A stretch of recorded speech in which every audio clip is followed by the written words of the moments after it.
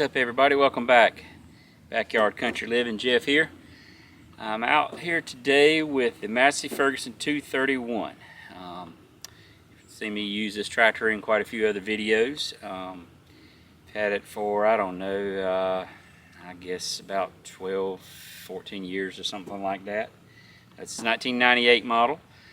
I've had a couple people in the comments in previous videos ask if I could do a walk around to talk about it. It seems to be a somewhat popular tractor, and so I'm going to do a walk around, talk about the features on it, and you know, maybe some of the things I've added onto it. So yeah, it's been a great tractor the time I've had it.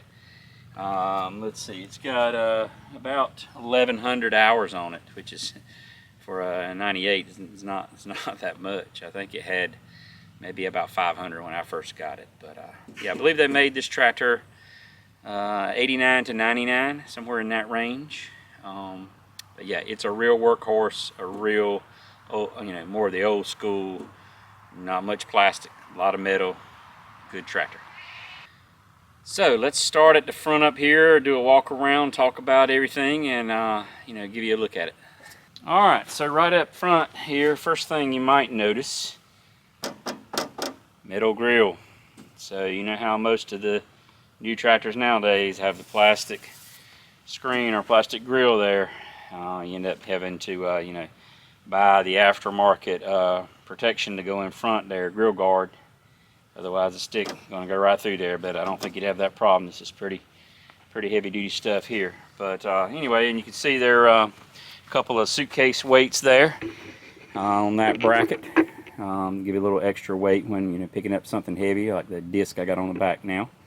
Yeah, so that bracket, I don't know, you can put probably 6 or so on there if you had to, maybe even more. You can see there is also a pin there that if you need to pull something backwards, or if you need to get pulled, if you got stuck or something, that pin would come in handy.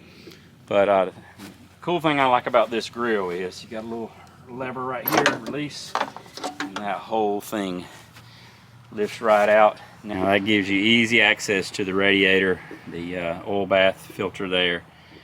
You got the horn up in there, and you got those little gold tabs there. That's part of the headlight system. You see the little fingers right there that meet with those gold tabs. That's what powers your gives you your connection to your headlights. So yeah, that's a pretty cool and easy way to access the radiator and blow it out, clean it out when you need to.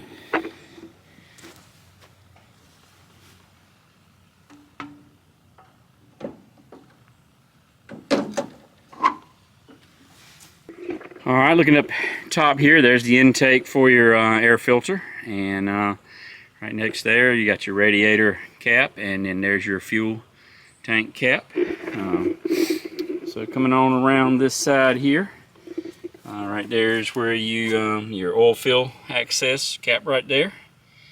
Just below that, there's your oil filter, and then there's your dipstick. And there's a couple of grease fittings right there. That's one other thing I like about these, you know, older tractors. You had plenty of grease fittings. Those grease fittings there are for that front pivot point up there. And then there's one of your, it has power steering. There's one of your steering cylinders. You got a grease fitting right there on that part of that arm coming down on the axle. You got another grease fitting out here for the front hub. And yeah, coming on around, of course, there's your exhaust. I have had a few incidents with that with tree limbs. I've had to have that re-welded a time or two. So there's your carburetor, and there's the Wix fuel filter. Last time I changed that, got a little aggressive with tightening and broke that bowl. So I had to make a trip up to the Massey Ferguson dealer to get that replaced. Underneath right here is your fuel, like indicated right here, is your fuel shut off for the tank. And so yeah, coming on over here, that step there, I believe it was added on by the previous owner. Give you a little extra step to get up on there. Of course, this is a gear driven tractor, so there's your clutch.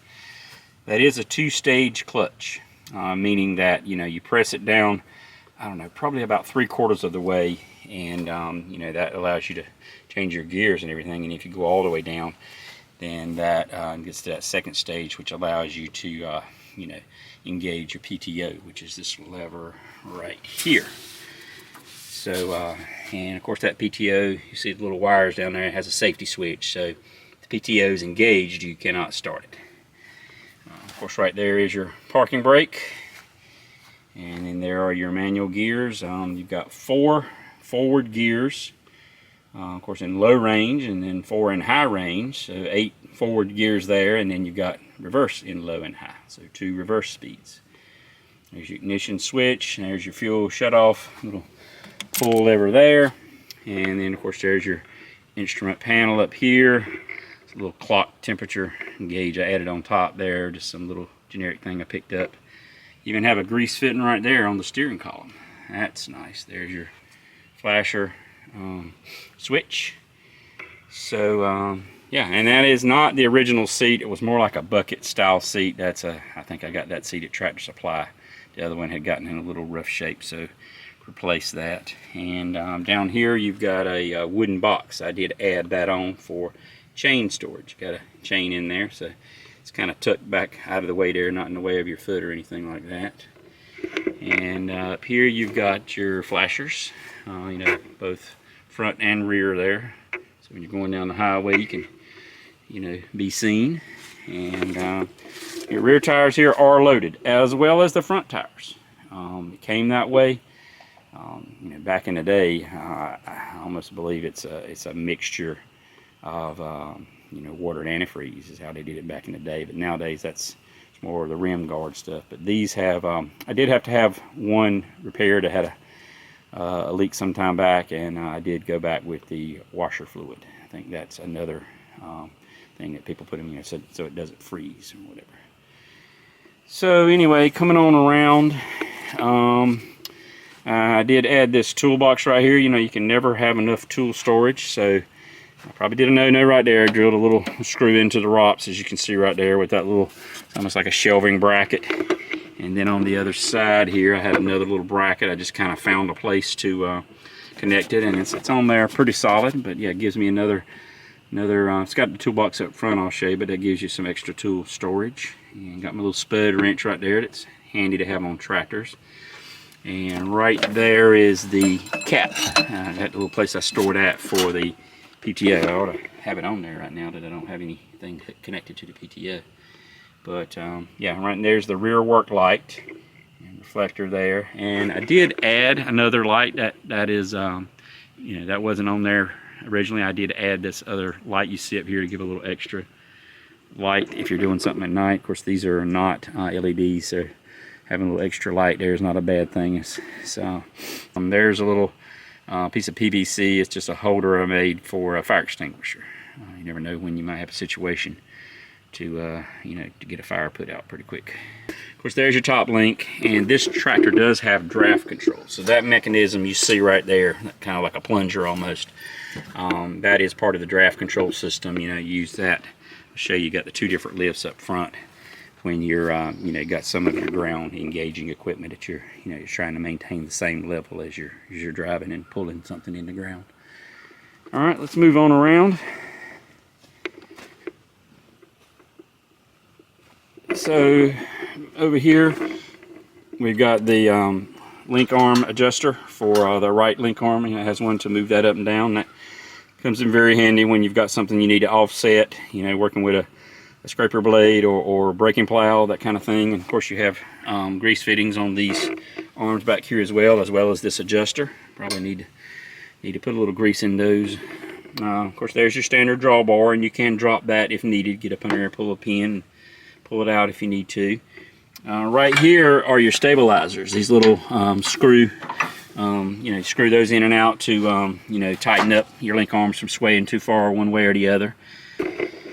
So yeah, these link arms have a kind of a unique feature here. You can't really see it too well with the quick hitch on there right now, but where the balls are, you know, which is right here, the balls in the end of the link arms, you see there's a little pin right here.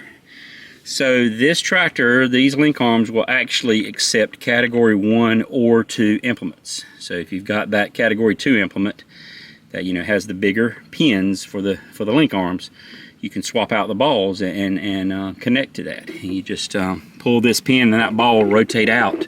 And then actually right here, I keep them in the toolbox. This is the ball that you would put in there for the Category 2. It's got the Cat 1s in there right now. But I thought that's a kind of unique feature that you don't probably see on many tractors. So anyway, coming on around, of course there's the hazard sign. I've just kind of got that. I don't think that it originally was right here on the back of the seat, but then when I wanted to put the toolbox there, it kind of got in the way. So I just took the bracket and kind of loosened one of those U-bolts that's holding on to Canopy and just fit it inside there and then tighten it back down. So that's working out pretty good. And there, yeah, the Canopy, very nice Canopy. It's the same Canopy, same size that I have on my Coyote tractor. So it's a very nice Canopy, fiberglass. Carver Equipment. If you go on and check them out online, Carver Equipment. I think it's, I can't remember now, it's somewhere in North Carolina. But they make a very nice Canopy. That's it's no cheap, flimsy. Comes with the little reflectors and everything already on there. You see up front here, that light there I've added for extra, you know, little LED on the front to give you a little extra light. Put the switch up here on the dash panel. But yeah, super nice Canopy. I like it a lot. Of course, there's your standard ROPS. It's a very, very heavy duty ROPS. No flimsy stuff there. You can fold it down, of course, with the Canopy on there. I don't know that that would be recommended, but can fold it down. And right up here, there's a little basket that I added up to the frame that holds the Canopy there. That's just basically, you know, to hold a few extra, you know, like I got a dust mask up there, some gloves, a few rags, flashlight, just some little extra storage that's right there readily available, you know, at a hand's reach there or whatever. So comes in handy. And underneath the seat, I don't know if you can see that there, you know, you always need the first aid kit when you're out on the tractor. Get a busted knuckle or something, so it's always nice to have that just in case. Coming on around here, of course, there is your 3-point lift. The red one here is your standard lift, and then the yellow is for, you can see, your draft control. There again, that's implements such as a braking plow, maybe like a chisel plow or something that you're digging down in the ground. Maybe we'll do a separate video on that one day. A lot of people don't really understand the draft control, and most of your utility tractors now, you know, don't have that on their lift system. So it's more for the agricultural style tractors, which is kind of what this tractor is designed around, more of an ag style. So there are your brakes. They're independent drum brakes. You know, you do have the little locking pin right here that you can lock them together if you like. But and then there's a grease fitting on the brakes. And in here, right there, this is where you check your hydraulic fluid. And right around here on the other side of that gear switch, that's where you fill for your hydraulic fluid if you're changing that out. And then the little pedal you see right here, it's got a little fold down. That's for your differential lock. So if you get yourself in a situation that you need both wheels to pull together, you depress that and engage the differential. I did add that step on this side here, just something extra I had. I stuck it on here. I added one to the Coyote a while back, but I don't get on and off this side a whole lot because it's just a little more difficult with the brakes and everything there in the way. So, but yeah, talking about these tires and everything here, this tractor, the tires, you see it's in the narrow stance right now. You can take these tires off and move this tire to the other side and move the other one over here. Now actually the way those you know, wheels are offset in there, the rim, you can widen the stance of this tractor. We used to, you know, you can see how this is kind of a dome shape. So if you put this on the other side, it's going to make that wheel stick out further. Put the other one over here, same thing.